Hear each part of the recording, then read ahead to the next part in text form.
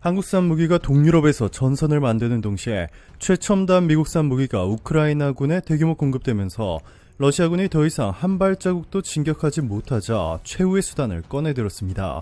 바로 핵을 실제 사용할 수 있다고 선언한 것인데요. 세르게이 라브로프 외무장관이 현재 핵전쟁 위험은 실제하고 매우 심각한 수준이라며 과소평가해서는 안 된다라고 밝힌 겁니다.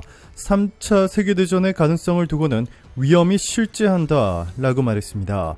또한 세계 주요 핵보유국이 핵전쟁을 막자는 공동성명 원칙을 언급하면서 서방이 지금의 위험을 인위적으로 부풀리고 있다고 주장했습니다. 세르게이 라브로프 러시아 외무장관은 지난 1월 안보리 상임이사국 5개국 지도자들이 핵전쟁을 용납할 수 없다는 원칙에 서명했다. 그 원칙이 우리의 기본 입장이다. 우리는 그 원칙을 기준점으로 한다 라고 전했는데요. 처음에 러시아가 핵을 언급했을 당시에는 실제 사용할 가능성이 1% 미만으로 분석됐지만 이번 러시아의 핵 언급은 지난번과 무게가 다르고 현재 러시아가 궁지에 몰린 상황을 고려한다면 가능성이 상당히 올라가 전 세계인들을 불안에 떨게 만들고 있습니다. 러시아는 세계에서 가장 많은 5,977개의 핵탄두를 보유하고 있으며 미국은 5,428개를 보유한 것으로 추산됩니다. 미국 과학자연맹에 따르면 러시아군 핵탄두 비축량은 약 4,497개로 추정되고 있는데요.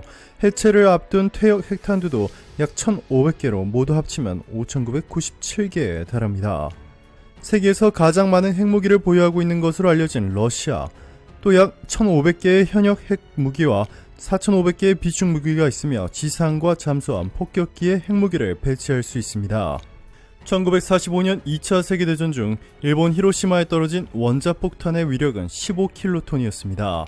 현재 핵탄두들은 100에서 1000킬로톤 정도의 위력을 가지고 있는 것으로 추정됩니다.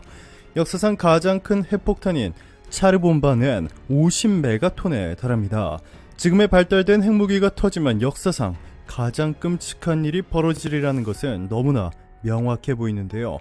미국 연방재난관리청에 따르면 100킬로톤의 핵무기가 폭파하면 통상 폭발 지점 반경 1.8km는 완전 파괴, 3km는 심각한 파괴, 5km는 중대 피해, 8km는 피해를 받습니다. 과학 전문 매체 사이언스 경계는 핵무기 피해를 화구, 방사선, 충격파, 열복사 등 4가지 단계로 구분했습니다. 이에 따르면 150킬로톤 핵무기를 기준으로 반경 900m는 고열의 플라즈마 화구가 대부분 물체를 소각 증발시킵니다. 반경 2km는 핵무기에서 발산하는 방사선으로 인해 노출된 사람들이 수시간 혹은 몇 주 내로 사망합니다.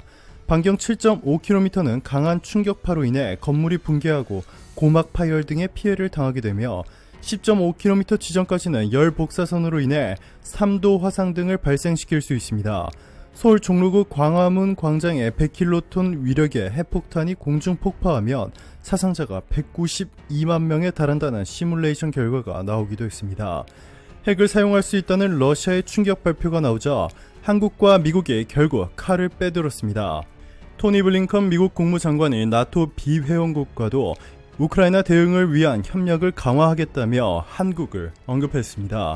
블링컨 장관은 한국이 아시아태평양 지역의 나토 파트너국이라며 다가오는 6월 말 스페인 마드리드에서 열리는 나토 정상회의 때 한국을 초청할 것이라 시사했습니다. 또한 그는 이를 위해 바이든 미국 대통령이 곧 한국을 방문할 것이라 전했는데요. 한국이 아시아판 나토의 리더 국가가 될 것이라는 전문가들의 주장이 사실이 돼가고 있습니다. 미국이 이렇게 한국을 여러 번 언급하며 아시아판 나토의 리더국으로 만들려 하는 것은 바로 한국이 보유한 세계 최고 수준의 무기 체계 때문이었습니다. 그 중에서도 가장 주목받고 있는 한국산 무기는 바로 천궁2. 러시아의 탄도미사일을 완전히 무력화시킬 수 있는 유일한 무기가 바로 천궁2인 것으로 알려졌는데요.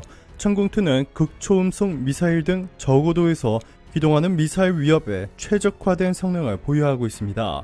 탄도미사일 요격을 위해서는 사람의 눈에 해당하는 탐지체계, 머리에 해당하는 작전 통제체계, 주먹에 해당하는 요격체계가 모두 갖추어져야 합니다. 우리 군은 지상의 탄도탄 조기 경보 레이더, 바다의 이지스함 레이더는 매우 우수한 탐지체계를 갖추고 있어서 러시아의 탄도미사일을 100% 탐지할 수 있습니다. 통제소에서 발사를 명령하면 현재는 패트리어트와 천궁2가 하늘을 날아오르며 머지않아 장거리 지대공 미사일인 LSAM, Long Range Surface to Air 미사일도 추가될 것입니다.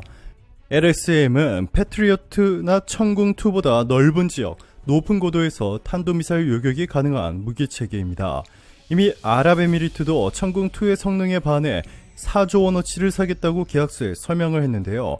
한국은 아시아판 나도의 리더 국가로서 천궁2를 전면에 배치해 러시아의 탄도미사일을 완전히 무력화시킴으로써 리더국으로서의 지위를 확보할 것으로 전망되고 있습니다. 전문가들은 이번 사태가 완전히 종결되면 러시아가 우크라이나와 미국을 비롯해 여러 나라에 천문학적인 배상금을 지급해야 할 것이라 확신하고 있는데요. 한국이 천궁2를 필두로 중요한 역할을 담당할 시 한국도 배상금 지급 목록에 포함될 수 있습니다. 마크 밀리 미 합참의장은 만약 이 같은 침공에 어떤 대응도 하지 않고 러시아가 대가를 치르지 않게 한다면 이른바 국제 질서 역시 사라지게 된다 라며 러시아가 확실한 대가를 치르도록 할 것임을 분명히 했습니다. 한국이 이제는 이렇게 대러시아 제재의 가장 앞장서자 푸틴은 한국에 대한 보복 수위를 높이고 있습니다. 한국에 대한 수출 규제를 통해 한국의 공급망 붕괴를 시도하는 가운데 러시아 정부가 대한항공에 1,100억 원에 달하는 과징금을 부과한 것으로 알려져 충격을 주고 있습니다. 인천에서 출발해 독일 프랑크푸르트로 가는 대한항공 화물기 KE529편은 모스크바 세레메티예보 공항을 공유할 때 러시아 세관의 직인 날인이 생략한 채 이륙해 위법을 저질렀다는 것이 사유입니다.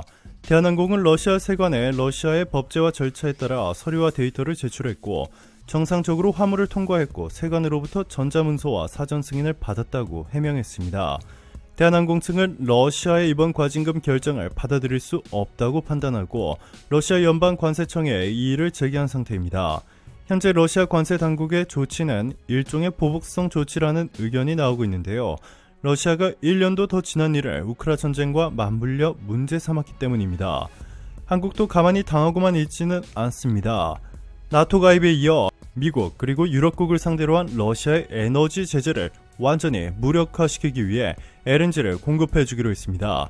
로이터는 한국이 미국 혹은 유럽의 요청에 따라 이번 여름까지 LNG 물량 일부를 유럽에서 사용하도록 전용한다고 익명의 소식통을 인용해 전했습니다.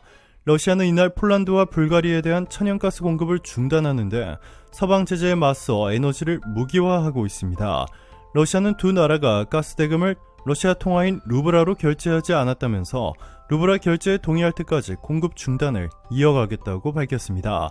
카타르, 사우디 등을 최우방국으로 둔 한국, 그리고 세계 최고의 기술을 갖춘 LNG선을 가장 많이 보유한 한국이 이들에게 LNG를 대규모 공급해줌으로써 러시아의 전략은 완전히 실패해버렸습니다. 오늘도 감사합니다. 최고로 멋진 하루 보내시길 바랄게요.